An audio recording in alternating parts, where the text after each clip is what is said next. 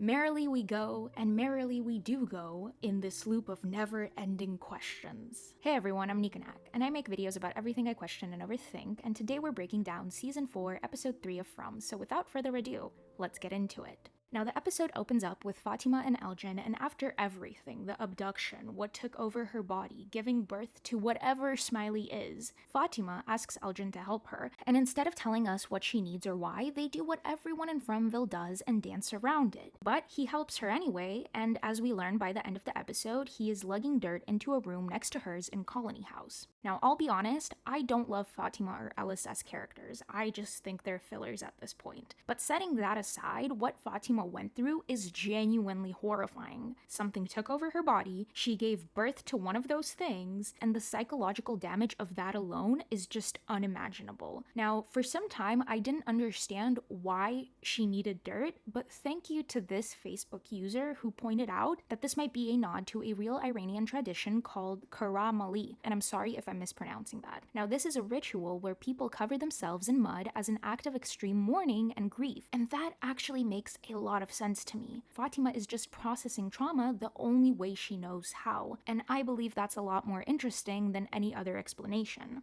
Now, later in the episode, when Jim and the pastor are being buried, a murder of crows appears. And this is interesting for a few reasons. First of all, when everyone in town arrives at Fromville, they see the tree and the crows. But just like I mentioned in episode 1 of season 4, Sofia and the pastor didn't. But here's what really caught my attention. Sofia, aka the man in yellow, asks Kenny if this has ever happened before. And Kenny tells her about the tree and the crows, and Sofia looks caught off guard, the same way as she looked at the funeral. Which tells me that as much as the man in yellow allegedly has been orchestrating arrivals and pulling strings, he doesn't necessarily know how everything runs inside the town day to day. Then, later, when Victor finds the man in yellow's suit, a crow flies over. Now, throughout history, the crow has been one of the most complex symbols across cultures. Now, some people believe that crows are evil and represent evil, but that's not true because they are more dualistic. So when families arrive at the tree and they see a murder of crows, I don't think that's a bad omen. I don't think they're a warning to turn back. Maybe they're a signal to go forward, to go beyond the tree, because nobody in 4 seasons has ever tried to go over it. They just reversed and ended up in Fromville. And maybe the crows have been signaling that maybe if you just overstep this tree, you will find what you need, maybe an exit. So the crows that we see in this episode, I truly want to believe are trying to help the townsfolk.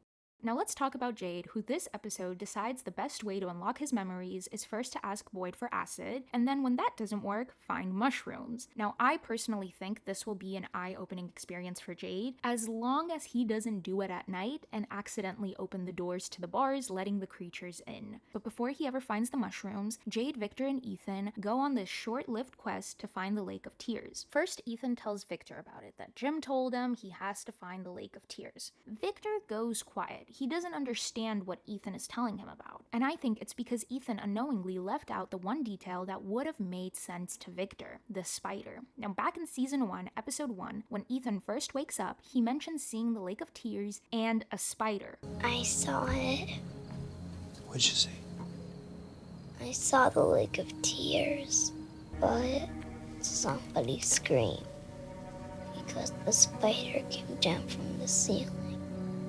And Victor already has that spider drawn with tears next to it, so I think Victor does know something. I don't think he's purposefully hiding this information. He just doesn't know that the tears he had drawn and the spider all connect together. And later, when Ethan explains to Jade what the Lake of Tears is, he says, maybe I used it in my story because it's real, and I just didn't know, which means I think Ethan's imagination and Fromville's reality might be the same thing. And if that's true, well, Ethan isn't just a kid looking for a lake, he might be the one person who can find the engine of this whole story. Now let's go back to that spider, because spider symbolism across cultures represents fate, creativity, and the weaving of life itself. A master creator, so to speak, whose web represents the interconnectedness of everything. So I think Ethan might be searching for the master weaver itself, the thing creating and sustaining Fromville's story. Now, I've been getting questions about how the Lake of Tears fits into my theory about Ethan. Now, I still believe in the theory of narrative coping, and I think the Lake of Tears could be the engine room, a place where the pent-up grief of every broken child is harvested to write the script of Fromville. If Ethan reaches that location, I think he would be adding, 14 months of his own family trauma to a reservoir that has been filling up since the days of Eloise and the children before her. The lake is where the stories are, and the spider is using that lake to write those stories. You know, I'm honestly listening to myself right now. I might sound insane, but who frickin' cares? Now, meanwhile, Julie is trying to find Ethan's books because they can shed more light on the story walking. So she and Randall head to the house that collapsed in season 2, and surprise, surprise, they end up finding it, but that's where this story ends for this episode. Now, Tabitha, the only remaining parent, wants to go back into the bottle tree and find the lighthouse again. And thankfully, Henry stops her and says something that rarely gets said in the show, that she needs to stay with her frickin' kids and be there for them. You can't just leave your kids. Like, I get it, you want answers. But this also goes back to my theory of Ethan and narrative coping, and I did bring it up previously that Miranda and Tabitha, and maybe the people before them, they're so consumed by figuring it out that they end up putting their kids on the back burner, and then like Eloise, possibly they end up dead. So thankfully, Henry stops her. I left a note for Donna. She'll make sure to take care of them. You left a note? Yes, I did. Boy, well, I didn't realize you'd left a note. I'm sure they'll be just fine. Nice. But while they're arguing at the bottle tree, Tabitha sees the boy in white, and he's aged, which raises the question that the show hasn't addressed directly: what is making him age? When Victor saw him as a child, he was as young as when Ethan sees him in season 1. So what changed? Is it because they're getting closer to the answers and that's what's aging him? Could the truth, the knowledge, the answer, call it however you want, be an acceleration for his age, for him to possibly grow up and, die and not be stuck in this body anymore? Let me know your thoughts in the comments down below. Now, the boy in white, as per usual, in riddles, tells Tabitha that if she goes through the tree, she won't end up at the lighthouse again because that was before, and that they're so close but running out of time. And although this isn't really a riddle, but close to what? What is it concretely that's making them closer to answers and to possibly finding the way out? And here's a big what if, but what if Fromville is fundamentally a story about miscommunication? Every person who gets close to an answer either dies or stays quiet. Boyd silences Elgin. Tabitha doesn't tell her kids what she knows, and also the kids don't tell Tabitha what they know. Nobody is ever fully honest with anyone, and Sofia's whole plan depends on that continuing. So what if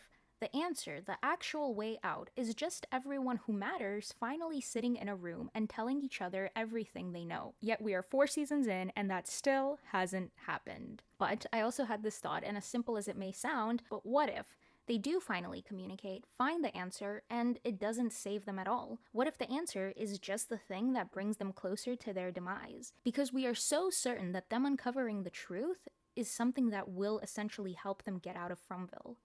But who said so? But going back to the boy in white, the running out of time part is about the man in yellow. Sofia is already inside the town, and the clock is ticking. And speaking of Sofia, apparently she decided to stir some things up in this episode by telling Julie that when her family arrived, they're the reason all of this started. Now, I'm not saying that Sofia, aka the man in yellow, is correct for saying this, but then again, it's the man in yellow. I don't think he really cares what he says or does, but they're right. Because to be fair, things did escalate significantly when the Matthews family got here. Now, Sofia decides that she also wants to live with Sara, and the only thing I can say is I hope Sara is okay. And then, finally, there's Acosta, who this episode decides she wants to kill herself to escape Fromville, which is extremely devastating, but Boyd, being Boyd, doesn't let her spiral and instead assigns her to go through the Colony House storage room and find anything useful. And then Boyd says he should have done this with someone a long time ago, and we all know he's referring to Abby. And it's really interesting that he decides to step up for Acosta, and I think that not only is Acosta put here to help her mind transition into Fromville and understand the predicament that she is in, but also that she might actually find something to help them maybe understand, maybe find a way out. Also, for the past 2 episodes, I have been theorizing about Acosta and Elgin being recruited by Sofia. Unfortunately, I was wrong. I don't think it's going that direction, and for now, I have a feeling that Sofia will latch onto Kenny and Sara. She's already roommates with Sara, so what's stopping her there? And Kenny will be coming over to Sara's house to check up on Sofia because of Sara's past. And that's episode 3 of season 4, and all I have to say is that merrily we go, and just hope and wait for answers. But what about you? Let me know your thoughts, your theories, everything. I want to know everything you guys are thinking in the comments down below. And if you're still here, thank you so much for watching, and I will see you next time. Bye!